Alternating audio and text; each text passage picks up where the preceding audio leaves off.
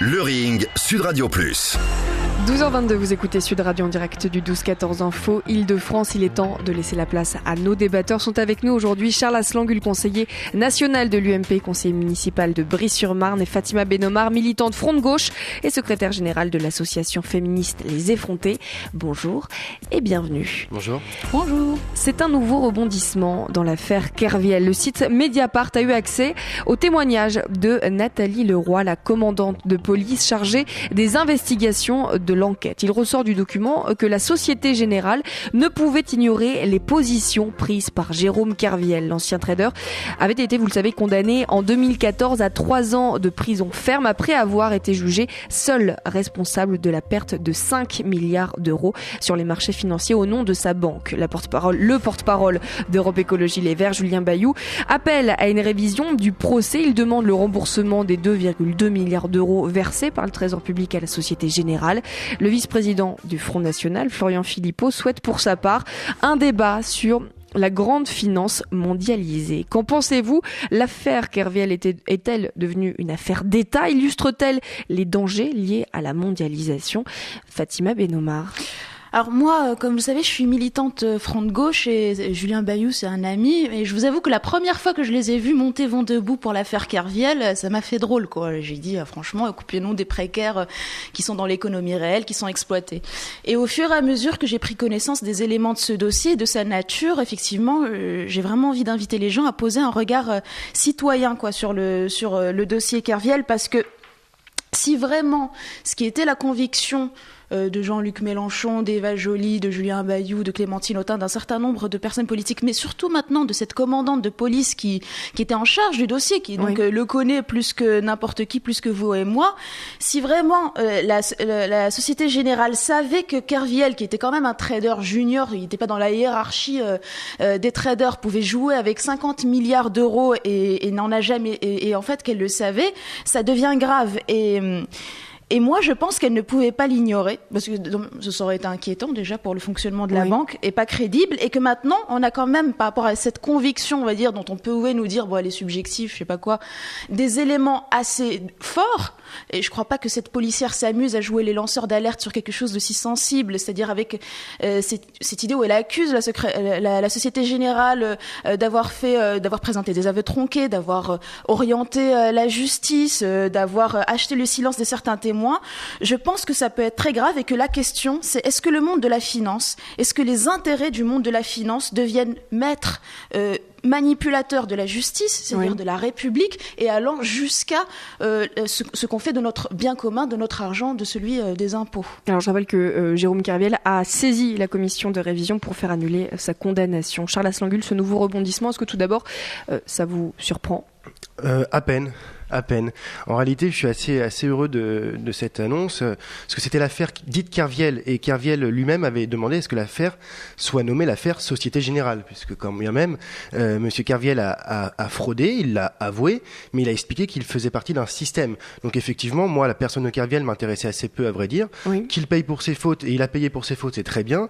Je note quand même qu'il s'est repenti depuis, et qu'il a compris les dérives auxquelles il participait, qui sont des dérives franchement anormales. On a eu une crise terrible.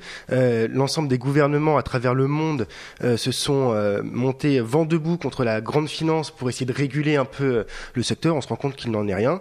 Et donc je pense que le moment est enfin venu, à travers ce procès Société Générale, enfin je l'espère, qu'on puisse un peu reposer le débat. Le débat, c'est quoi ? C'est est-ce que la finance a-t-elle des limites ? Est-ce que les États ont pouvoir et capacité de mettre des limites à ce monde financier, ou alors est-ce que ces États sont vraiment finalement à la botte de la grande finance internationale ? Et moi, je vous le dis très sereinement, je suis de droite, je suis pas un ultralibéral, je suis pas non plus un communiste, mais je pense qu'il faut des règles. Et ce procès-là serait, à mon sens, pour le débat public, une bonne opportunité pour reposer le débat. Faut-il, oui ou non, mettre des règles ? Et si on les met, comment ? Voilà. Donc finalement, vous êtes tous les deux d'accord avec, mais même avec Florian Philippot qui veut relancer ce débat sur la finance mondialisée. Ouais, moi, Fatima Benomar. Ce que ça nous dit sur le monde de la finance. Moi, à chaque fois, je le redis, j'essaie vraiment de montrer que le logiciel du Front National reste clairement capitaliste et c'est comme ça qu'ils votent aussi là où ils sont élus. Mais passons, on va pas encore parler du Front National. C'est que ça devient une obsession. Ce que ça montre, ça devient une obsession de toute la société et ça, il faut pas chez nous, débattre chez les Républicains, collectivement. l'UMP, tout va bien. Mais justement, j'étais en train de fermer la parenthèse. Ce que ça nous dit, c'est que dans le monde des banques, dans la Société Générale, on dit un trader de toute façon c'est un métier, on est borderline, donc il est en train de faire du poker, très bien, de toute façon laissons-le s'amuser au casino, la maison gagne toujours, et quand la maison perd, ils ont leur fusible, leur bouc émissaire moral pour ne pas que ça atteigne leur image, c'est bon, voilà, c'était un trader fou, bien sûr, on n'en savait rien, et en plus ils renflouent leur caisse en se présentant comme des victimes, comme vous l'avez dit, en allant chercher dans l'argent du contribuable pour renflouer leur caisse, et c'est ça qui devient, qui finalement, là où on peut se rejoindre, c'est la question de souveraineté, de qu'est-ce que devient notre justice, de notre République, et ce qu'on fait de notre argent, de nos impôts, quoi. Charles Assangul. Il y a un point aussi, alors je pense qu'en fait on est tous assez unanimes sur le sujet, après encore faut-il avoir le courage de mettre en œuvre les idées, c'est toujours le problème en politique, mais... Est-ce qu'il faut une réponse politique à ce procès ? J'en suis intimement persuadé. D'abord, il y a la justice, il faut que la justice fasse son travail. Oui. Mais encore une fois, ça pose le débat, ça repose le débat. Rappelez-vous, droite comme gauche, tout le monde expliquait à un moment donné qu'il fallait réguler. Voilà, c'était le mot, la régulation. Il fallait réguler, mettre des garde-fous, des barrières. Bon, finalement, j'ai l'impression que rien n'a été réellement fait. Et puis, on a un gouvernement socialiste depuis 3 ans. L'ennemi, c'est la finance. J'attends de voir. Moi, ce que je pense aussi, au-delà de tout ça, c'est que ça pose aussi un problème au niveau de la justice et de l'indépendance de la justice. Alors, j'ai lu très rapidement, je suis pas au fait du dossier, mais j'ai cru comprendre que l'enquêtrice dénonçait des façons de faire au sein même de l'institution judiciaire et policière assez particulières, à savoir des preuves qui disparaissent, des auditions tronquées, des fuites entre l'enquête et la Société Générale qui a permis à la Société Générale de cacher un certain nombre de preuves. Et là, ça pose une question encore plus grave. C'est l'indépendance de la justice, ou alors, de l'autre côté, c'est le poids que les banques, et donc encore une fois, le capital, l'argent, arrivent à mettre, même dans une institution qui est pour moi indépendante, enfin devrait théoriquement être indépendante et au-dessus de tout soupçon, qu'est la justice. Et cette révélation m'inquiète beaucoup puisqu'on se rend compte qu'il y a une porosité énorme entre des intérêts particuliers, financiers, et certains magistrats, certains juges, certains enquêteurs de police. Fatima Benomar. C'est intéressant parce que justement, ce que Kerviel avait revendiqué à l'époque, c'était pas une grâce présidentielle, c'était protéger les témoins, que les témoins puissent, parce que les témoins, ils allaient pas mettre en danger, surtout s'ils sont salariés de la Société Générale, pour les beaux yeux de Kerviel, ils n'allaient pas mettre en danger leur carrière et il fallait qu'ils puissent pouvoir faire leur témoignage correctement. Et c'est aussi toutes ces questions-là qui doivent être analysées pour voir effectivement s'il n'y a pas des conflits d'intérêts et du côté de la justice et du côté de la liberté des témoignages. Et voilà. Mais la question aujourd'hui, c'est de savoir comment éviter une nouvelle affaire, non pas Kerviel, mais Société Générale. Que fait-on aujourd'hui pour moraliser quelque part la finance?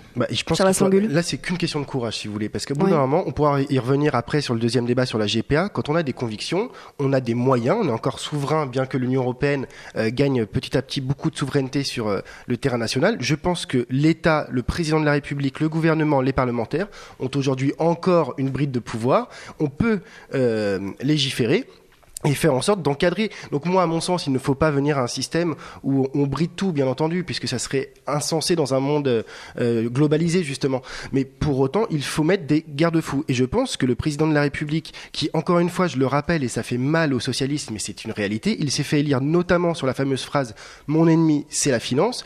Qu'il se mette pour une fois, en cohérence avec ses propos, et qu'il propose au Parlement des axes de réflexion pour, encore une fois, encadrer tout ça. Et je pense que là, il pourra trouver... C'était Madame Lagarde qui avait filé les 2,2 milliards. Vous savez, moi, je suis très à l'aise, encore une fois. Mais là, ça fait 3 ans que c'est quand même les socialistes au pouvoir. Et je pense que sur ce sujet-là, il peut y avoir consensus. Encore faut-il, et je pense que c'est que du courage. Mais le courage, et là, ça repose une question. Pourquoi n'ont-ils pas le courage?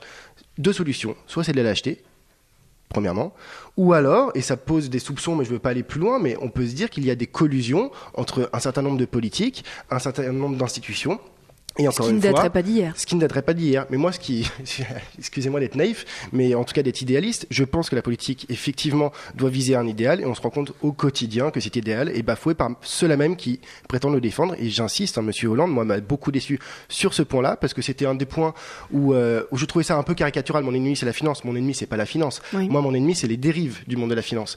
Pour autant, je pense que Monsieur Hollande devrait encore une fois se mettre en cohérence et là, il trouvera consensus. En tout cas, pour ma part, à l'UMP, je pense qu'on peut l'y aider. Vous parliez, Charles Asselangul, effectivement de règles plus ou moins globalisées, j'imagine au niveau européen déjà.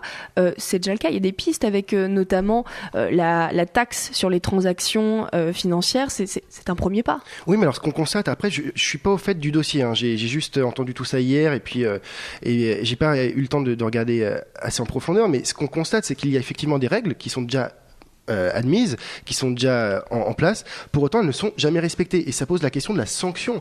Est-ce qu'un jour ou l'autre, ces banques, ces grands groupes seront, oui ou non, condamnés par les États ? C'est ça le problème, parce qu'on peut mettre des règles, mais si on ne les fait pas respecter, ça pose problème. Je pense qu'il faut avoir le courage de faire respecter les règles qu'on met en place, oui. Alors il y a Olivier d'Artigol, porte-parole du PCF, qui lui propose tout simplement de créer un pôle financier public qui inclurait les banques nationalisées. Est-ce que ce serait un premier pas, Fatima Benomar ? Je pense qu'effectivement, quand on laisse la finance à l'abstraction, ou à l'image de l'abstraction, en tout cas, le concret nous rattrape. Et là, il faut vraiment ressouligner à quel point on est allé chercher dans la poche du contribuable de quoi renflouer les classes de la Société Générale. Quand on dit pôle public, effectivement, ce n'est que la gestion de l'État des biens communs. Et quand vous disiez tout à l'heure, le monde de la finance n'est pas mon ennemi, mais quand on est dans un monde qui, de par son logiciel, joue au poker avec des mastodontes, vous vous rendez compte ce que c'est que 50 milliards d'euros ? On va partir d'un certain nombre de zéros, on ne se rend plus compte de la taille de ce que c'est. Je pense qu'il y a un virus intrinsèque à cette idée qu'on spécule sur des milliards, et je pense que toute la société serait plus saine si on revenait à l'échelle de l'économie réelle. Parce que les bons investisseurs, on dit toujours, si on met plus de droits pour les salariés et tout, ils vont partir. Vous savez très bien qu'aujourd'hui, avec la mondialisation, c'est quasiment impossible. Fatima Benomar, on peut pas être dans ce monde, moi qui suis laïque et non croyante, tout est sur des bases matérialistes et sur des bases législatives. Ce sont les États-Unis, c'est pas un pays bolchevique. Alors quoi, on qui sort a fait de l'Union en sorte européenne. Que, par exemple, on puisse aller chercher des fraudeurs fiscaux n'importe où. Donc vous inquiétez pas, si on peut aller chercher des pauvres, vous savez, la Société Générale, elle envoie les huissiers quand un mec il est en découvert de 1000 euros. Donc ce qu'on peut faire aux misérables, on peut le faire aux puissants. Charles Asselangul, un pôle financier public avec des banques nationalisées, est-ce que ce serait une bonne idée ? Donc, qui nous vient le rappel d'Olivier d'Artigol, porte-parole du PCF. Sincèrement, je ne sais pas. J'ai pas envie de dire de bêtises. Sur le principe, ça m'a pas l'air idiot. Après, il faut voir les conséquences. C'est toujours pareil. Moi, ce qui m'intéresse, c'est d'aller au beaucoup plus long terme plutôt que des exemples concrets que je laisse aux spécialistes. C'est une vision de la société pour le coup. Et c'est là où c'est vrai qu'à l'UMP, il y a beaucoup de libéraux et qu'il peut y avoir un débat au sein de notre famille politique et que par ailleurs, on peut se retrouver de manière transpartisane. Moi, je peux m'entendre avec un front de gauche sur certains sujets, ces sujets-là par exemple. Au Front National également, ils ont des positions assez similaires pour le coup avec le front de gauche. Et je pense qu'il y a un point de vue assez matérialiste et c'est là où je vais quand même rebondir sur ce que vous venez de dire, c'est que vous avez répondu je suis laïque non croyante et donc en gros ma société matérialiste quoi. Voilà, la société se base sur le matériel, mais je pense que c'est aussi une des causes de la situation. Je pense que comme il n'y a plus aucune espèce de transcendance donc de morale. Mais non, la morale elle peut être laïque. On va laisser terminer Charles Asselangul. Non, écoutez, mais c'est une suggestion que je vous fais. Après c'est un autre débat, c'est la place de la religion dans la société. Mais pour autant la transcendance d'antan permettait l'application, en tout cas l'instauration de la morale dans la société.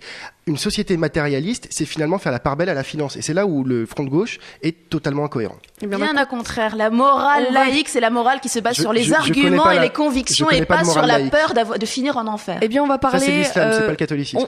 On va parler d'un autre sujet de société, la GPA.